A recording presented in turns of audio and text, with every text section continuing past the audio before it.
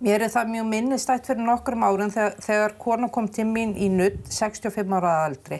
Nokkrum árum áður hafði heilsa hennar hrakað til muna, hún var komin með gigtareinkenni, fann fyrir þunglyndi og kvíða, fann fyrir stirðleika, verkjum og vonleysi.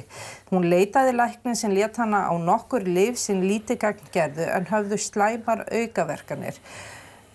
Mér langar að þú klárir þessa sögu af því að þú segir okkur í pistlunum. Já, sko það sem læknirinn sagði við hana, þú ætti að eldast og líkaminn bara hrörna og þú ætti bara að deyja, basically sko. Það var ekki smá sjokk fyrir hana.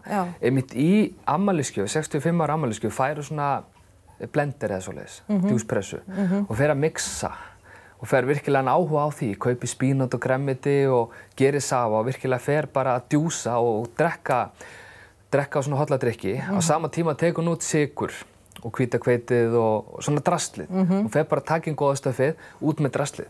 Og hún bara lagast. Allir verkir, allt vesen, kvíðið, þunglyndi, gigtin og þetta sem var að byrja, fór bara.